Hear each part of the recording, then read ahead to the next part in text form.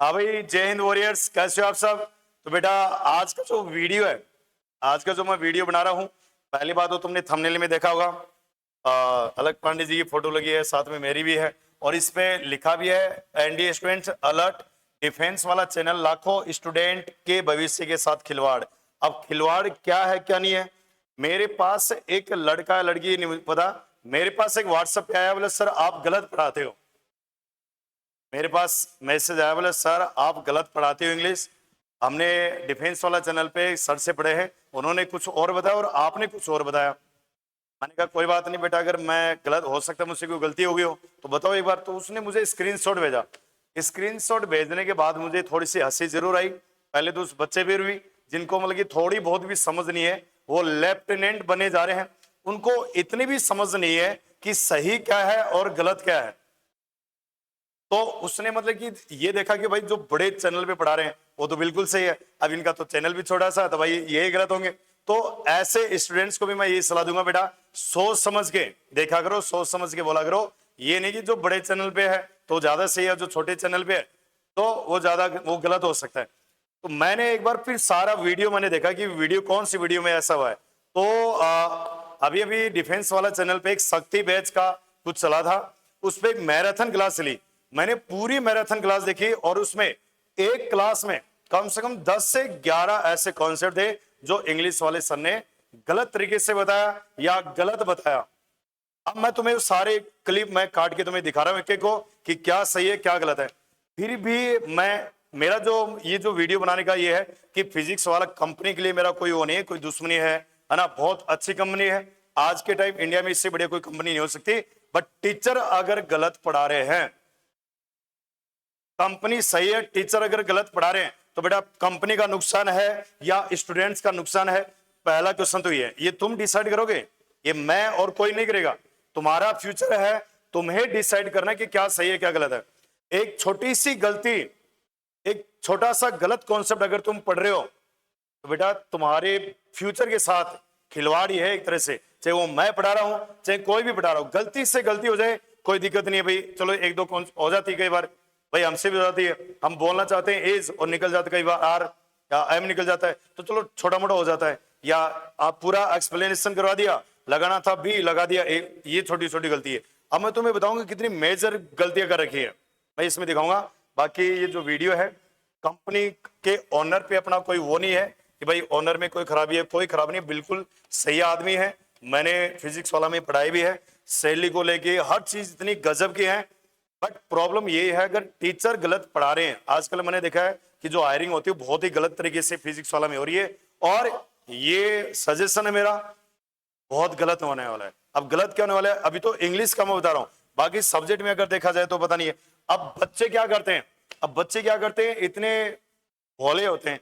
अब उन्होंने जो मेरी बात सुन के, अब तुम्हें इसमें कुछ लिखा हुआ है, यहाँ पे कोई गलती नजर आई क्या, तुमने पढ़ भी लिया होगा डिफेंस वाला चैनल लाखों स्टूडेंट के भविष्य के साथ खिलवाड़। तो बेटा लाखों स्टूडेंट हो गया या लाखों स्टूडेंट्स होगा, तो ये तो चलो भाई जो बनाने वाला है, जिस बच्चों ने वो बनाया है उनका ठीक है। अगर यही मैं लिखता अपने हाथ से, अगर मैं लिख देता तो 100% गलत होता।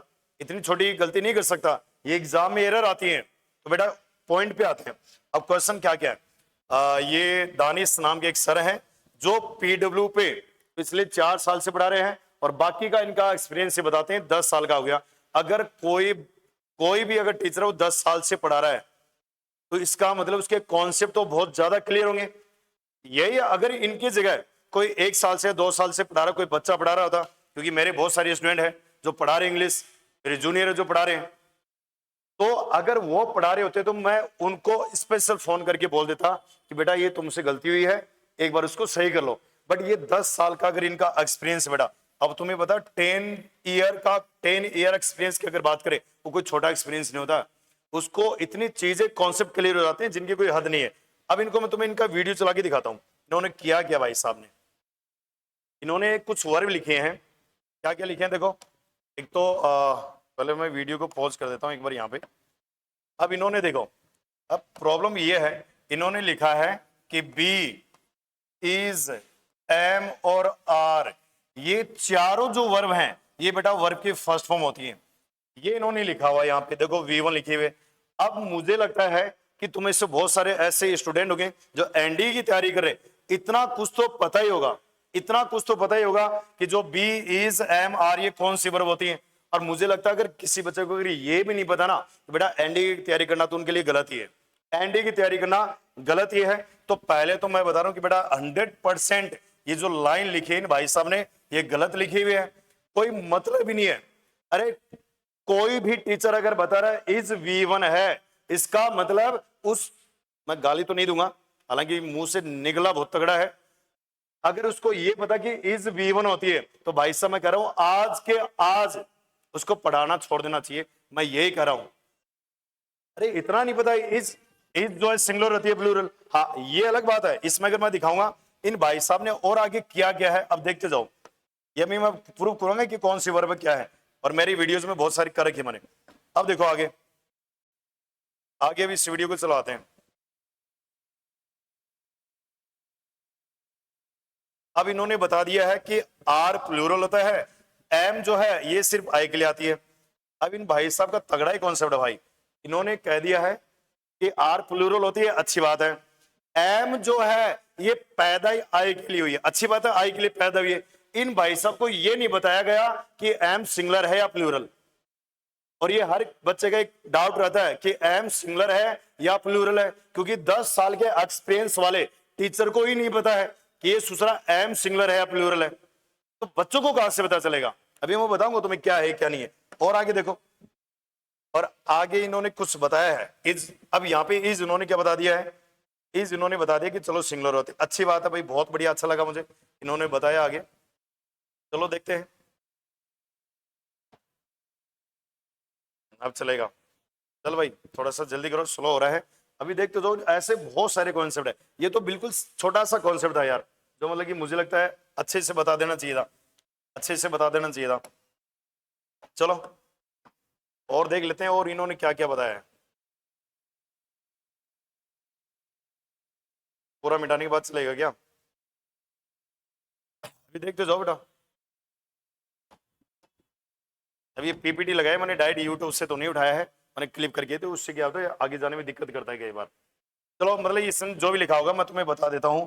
अब इसका कॉन्सेप्ट क्या है, ये जो बी ग्रुप की एक वर्ब होती है, तुमने कभी सुना होगा बेटा, हालांकि शुरू से अगर शुरू करें तो कुछ ऑक्सिलरी वर्ब होती हैं, जिसमें से बहुत सारी ऐसी ऑक्सिलरी वर्ब होती हैं जो प्राइमरी ऑक्सिलरी वर्ब होती हैं, और एक होती है मॉडल ऑक्सिलरी वर्ब, एक होती है सेमी मॉडल या पार्सल मॉडल वर्ब। तो जो प्राइमरी मॉडल वर्ब हैं ये बेटा 3 ग्रुप में बटी हुई हैं, एक होता है बी ग्रुप, एक होता है बी ग्रुप, एक होता है हैव ग्रुप, एक होता है हैव ग्रुप, और एक होता है डू ग्रुप, डू ग्रुप। तो इनको ये जो प्राइमरी ऑक्सिलरी वर्ब है, अब इनके अगर मैं बात करूं तीनों के अलग अलग, अब ये जो प्राइमरी ऑक्सिलरी वर्ब है बेटा ये तुम्हारे हेल्पिंग वर्ब का भी काम करती हैं और मेन वर्ब का भी काम करती है। जो भी ऑक्सिलरी वर्ब है ये हेल्पिंग वर्ब भी हो सकती है और मेन वर्ब भी हो सकती है। अब ये अगर ये हेल्पिंग वर्ब है तब तो अब तुम्हें पता चली जाएगा, इनकी जस्ट बात कोई मेन वर्ब दे रखी होगी, इसमें कोई प्रॉब्लम है नहीं। मेन बात ये है कि जब भी अगर बी ग्रुप वाली वर्ब है, बी ग्रुप वाली वर्ब है, अगर ये मेन वर्ब का काम करेंगे तो कैसे करेंगे, मैं तुम्हें बता देता हूं कि जब भी अगर कोई भी बी ग्रुप वर्ब है अगर वो मेन वर्ब का काम करें एज अ मेन वर्ब, तो इनका क्या हिसाब बैठेगा, क्या कैलकुलेशन इनकी सारी मैं बता देता हूं।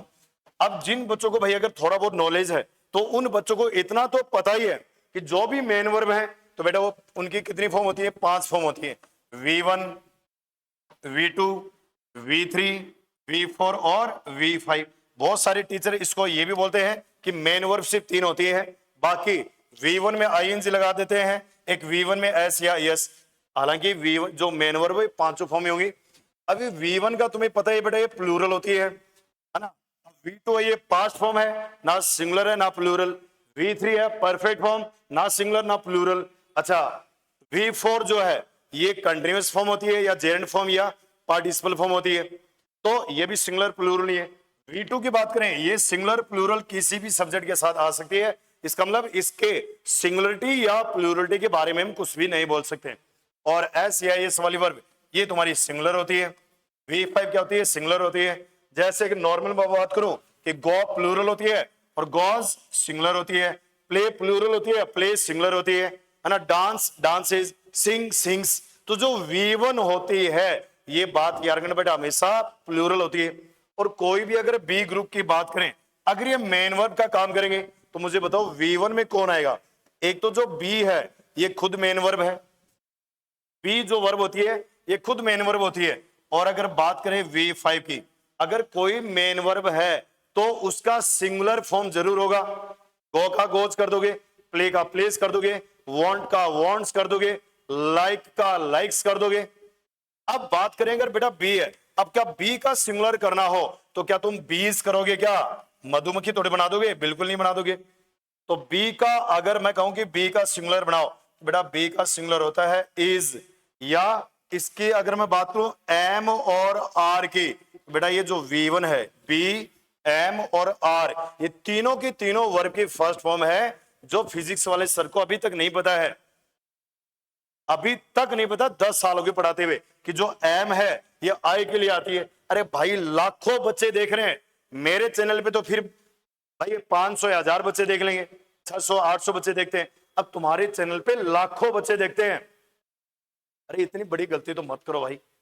उन लाखों बच्चों से तो हमारे 200 400 500 1000 बच्चे ठीक हैं, जो कम से कम पढ़ तो ठीक रहे हैं। तो बी एम और आर ये तीनों वर्ब होती है बेटा वर्ब की फर्स्ट फॉर्म। और याद रखने तीनों की तीनों वर्ब होती हैं प्लूरल, और इन सब का सिंगुलर इज होता है। तो तुमसे कोई पूछे कि जो इज है ये कौन सी वर्ब है, ये V1 नहीं है, ये V5 वर्ब है, और ये सिंगुलर है। और किसका सिंगुलर है? ये बी एम और आर, इन तीनों का सिंगुलर क्या होता है बेटा? इज होता है। अब मैं कहूंगी इनकी चारों की, बी एम और आर और इज, इन चारों वर्ब का पास्ट क्या होता है? V2। बेटा इनका पास्ट होता है वॉज वर। तो जो वॉज और वर है ये दोनों क्या है? पास्ट वर्ब है, यानी V2 वर्ब है। क्लियर है? अच्छा V3, इनका V3 मतलब is be am are was were, इन सब का अगर मैं V3 बनाऊं तो बेटा वो बनेगा बीन, और इन सब का कंटिन्यूस क्या बनेगा? बीइंग बनेगा। इन सब का कंटिन्यूस क्या बन जाएगा? बीइंग। तो ये छोटा सा कॉन्सेप्ट था जो हर एक बच्चे को पता हो और होना भी चाहिए। अभी ज्यादा मैं इसमें क्वेश्चन बताऊंगा, बस मेरा मुद्दा ये था कि इन जो सर ने बताया है, जो करवाया है बच्चों को, कि भाई ये जो इज है ये फलाना है, दिख रहा है कि V1 होती है। तो अब देखो अपने हाथों से इज को V1 बोल दिया, आर को प्लूरल, अच्छी बात है, बहुत बढ़िया बहुत बढ़िया। और ये देखो भाई साहब ने लिख दिया है, क्या लिख दिया है कि एम तो बनी आई के लिए। अरे हाथ जुड़ा लो भाई, पैसा लेते हैं स्टूडेंट से, और स्टूडेंट क्या है? भरोसा करके आता है भाई ये टीचर सही पढ़ा रहा है, जो पढ़ा रहे कम से कम ये सही तो आ रहा है, काम तो आएगा। अब ये तो कुछ भी नहीं है, चलो ये तो ठीक है, बच्चों को ठीक है समझ मांगी, चलो यार दूसरा आए के साथ एम आता है कि पेपर में तो सही हो जाएगा, चलो ठीक है, नहीं गलत हो गया कोई बात नहीं, पेपर में तो सही हो जाएगा, चलो कोई बात नहीं, मैं इसके आगे लेके चलता हूँ। ये कॉन्सेप्ट तो ये हो गया है, ये याद रखना है। एम कोई आई वाई के लिए नहीं है, बस आई के लिए यूज होती है ना, बट ये होती क्या है? प्लूरल है। इज कभी भी V1 नहीं हो सकती, पहला कॉन्सेप्ट तो ये गलत पढ़ाया गया है।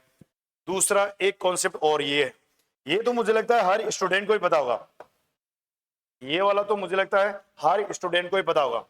इन्होंने पता नहीं कुछ न कुछ बात बोली है। अब देखो ये कॉन्सेप्ट मुझे लगता है हर एक बच्चों को पता होगा। हर एक बच्चे को छोड़ो, जो 1 साल या 6 महीने 2 साल से भी पढ़ा रहा है ना, वो टीचर भी सही पढ़ा रहा है।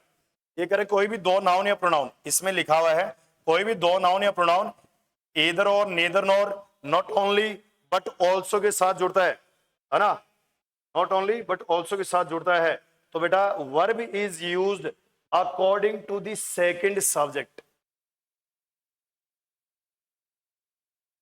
अब मैं क्या बोलूं? अब तुम जितने भी बच्चे ये वीडियो देख रहे हो, एक बार तुम कमेंट करके बस ये बता दो बेटा ये सही है क्या?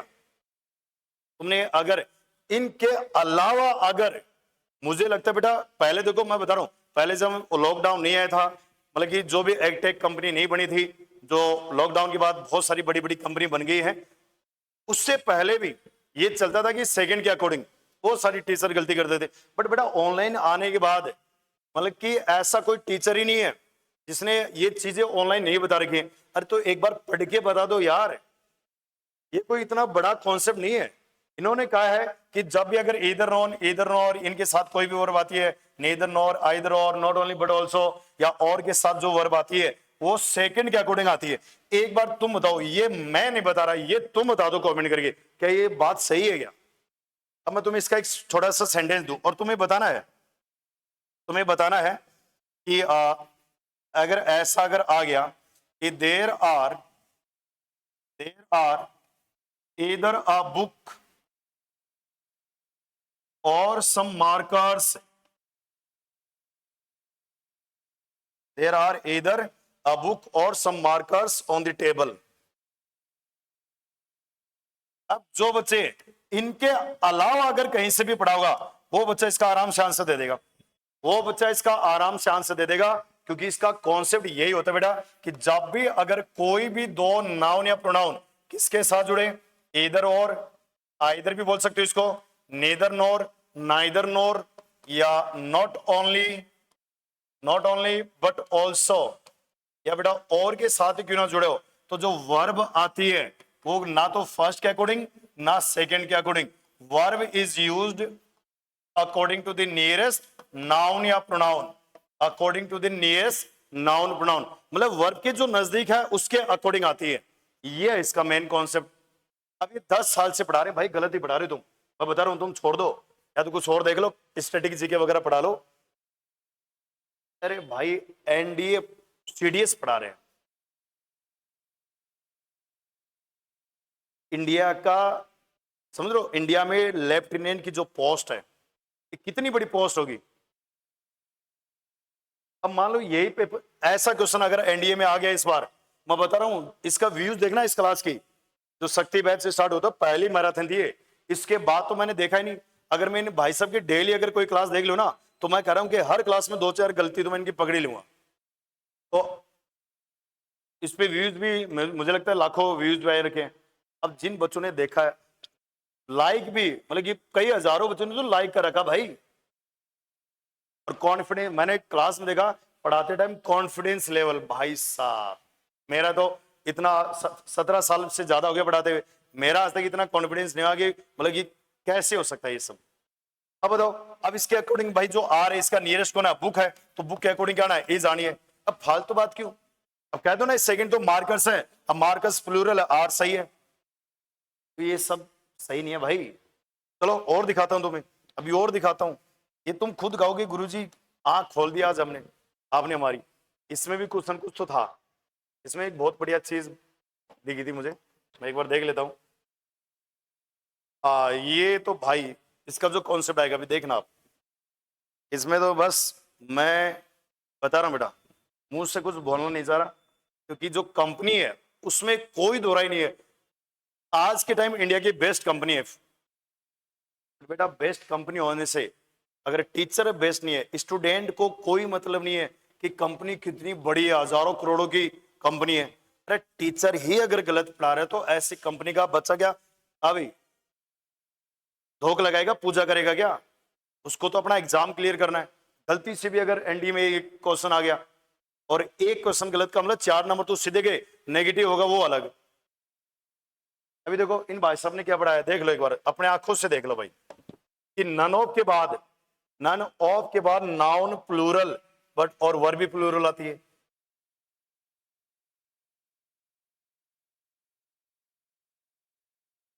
अब ये जो वीडियो देखेंगे ना बेटा, हंसते जरूर होंगे, और मैं कह रहा हूं कि इस वीडियो को अपने दोस्तों के साथ और पहुंचा दो, जो कहते हैं ना कि गर्व के साथ कहते हैं हम डिफेंस वाला भी पढ़ते हैं और दानी सर से पढ़ते हैं सीना चौड़ा करके।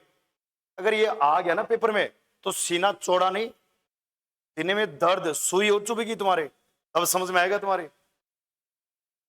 और फिर गाली देने से अच्छा कि अभी गाली तो मत दो, ढंग की जगह देख लो। मैं नहीं करा कि मुझसे पढ़ लो, पहले एक बार कंपेयर कर लिया करो भाई, जो है वो सही तो है ना।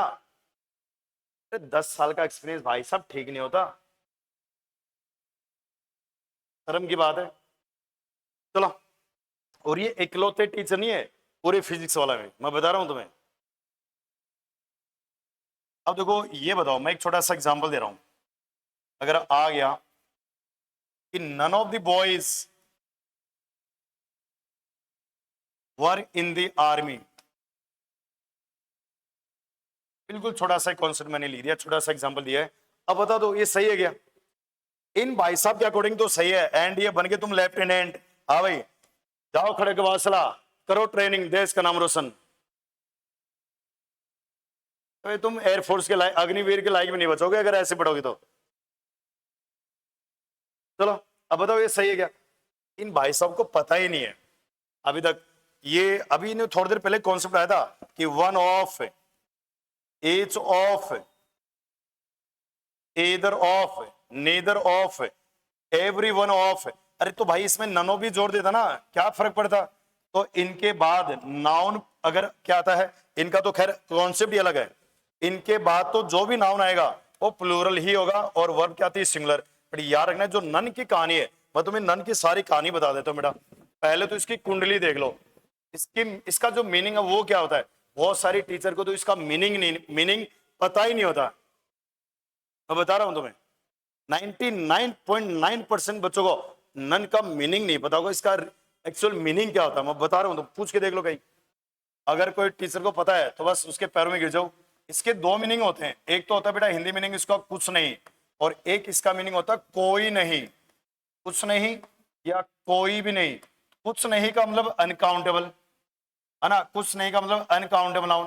कई लोग इसको नॉन काउंटेबल भी बताते हैं, ठीक है, अपना उन्होंने फंडा बना रखा है, अच्छी बात है। कोई नहीं, कुछ नहीं, कोई नहीं का मतलब काउंटेबल नाउन। इसका मतलब क्या हुआ कि नन का यूज हम countable as well as uncountable noun दोनों के लिए यूज कर सकते हैं, कोई बड़ी बात नहीं, ठीक है। यानी लिख सकते हो कि नन इज यूज्ड, इसको अगर पैसिव फॉर्म में लिखना हो तो none is used for countable noun as well as uncountable noun, ठीक है। दूसरी बात, अच्छा इसका जो यूज करते हैं, use for more than two, ये भी तुम्हें पता ही होगा, दो से ज्यादा के लिए यूज होता है। इफ टू नाउन प्रोनाउन, अगर नन तुम्हें दे रखा हो और दो नाउन या प्रोनाउन दे रखा हो तो बेटा ये गलत हो जाएगा। इस नन को तुम्हें चेंज करना पड़ेगा, किसमें, नीदर में करना पड़ता है। ये भी तुम लोगों ने पढ़ रखा होगा। नन जो है ये नेगेटिव वर्ड होता है, और नेगेटिव वर्ड है इसलिए बेटा इसके साथ कभी भी नॉट का यूज नहीं कर सकते। ये तो इसकी कहानी। दूसरा ये है कि नन के साथ अगर दोनों नाउन आ सकते हैं, है ना, नन के साथ अगर दोनों नाउन आ सकते हैं तो नन के साथ ऑफ लगा है, ऑफ लगा ही होगा, ठीक है ना। तो जरूरी नहीं कि जब नाउन हो तभी ऑफ लगना होगा। और याद रखना है इसके बाद या तो काउंटेबल नाउन आएगा या अनकाउंटेबल नाउन आएगा। काउंटेबल अगर आएगा तो प्लूरल, अनकाउंटेबल तुम्हें पता ही है, uncountable noun is always singular and always takes a singular verb.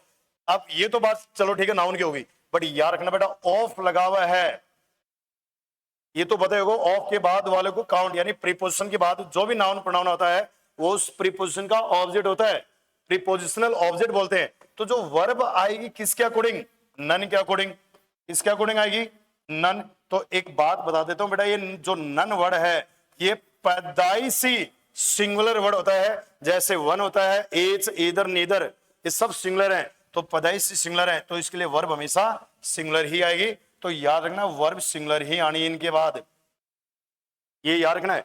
एक और कहानी है, अगर नन के साथ अगर बट लगा हो और इसके बाद कोई नाउन या प्रोनाउन फिर वर्ब आती है तो इसका मतलब क्या है, अब जो वर्ब आएगी वो किसके अकॉर्डिंग आती है, अब जो वर्ब है वो इस नाउन प्रोनाउन के अकॉर्डिंग होगी। सिंगुलर है तो सिंगुलर, प्लूरल है तो प्लूरल। अब यहां पे नन का कोई इसमें मतलब नहीं होगा।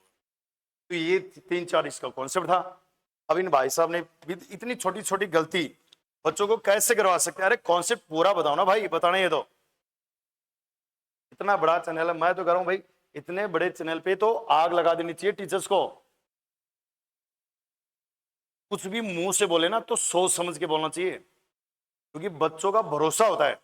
चलो भाई यहां तो अगर पढ़ेंगे तो हमारा काम बन ही जाएगा। तो लाखों बच्चे देखते हैं भाई ये हमारा, चलो मेरा चैनल तो अभी बनाया है मैंने, 2-3 महीने हुए हैं, अभी तो इतना बड़ा नहीं है। हालांकि गलती तो भाई चाहे बड़ा टीचर हो चाहे छोटा टीचर हो, गलती तो बर्दाश्त होनी नहीं चाहिए। हाँ छोटी मोटी गलती हो जाए भाई, लिखने में या कुछ टिक लगाने में तो अलग बात है, बट इतनी बड़ी गलती तुम कैसे कर सकते हो इतने बड़े चैनल पे। तो ये चीजें ध्यान रखना बेटा। और देखो मैंने बहुत सारी चीजें, अब मैं फटाफट बता देता हूं तुम्हें। एक ये भी, ये मैं बता रहा हूं भाई, ये देखो, ये कॉन्सेप्ट मुझे बताने में कम से कम 1 घंटा लगता है।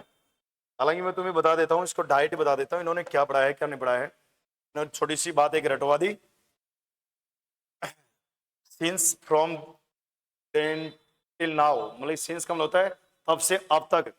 पहली बात तो सुनो, पहली तो बात, ये जो सिंस लिखा हुआ है, इस सिंस का मीनिंग यहाँ पे, जब भी अगर सिंस का मीनिंग होता फ्रॉम देन टिल नाउ, माने तब से लेकर अब तक, तब ये कंजंक्शन का काम करता है। बट यहाँ पे जो सिंस है, ये याद रखना बेटा, यहाँ पे जो सिंस ये भाई साहब बता रहे हैं, इसका मीनिंग ओनली होता है से, और ये ओनली प्रीपोजिशन का काम करता है।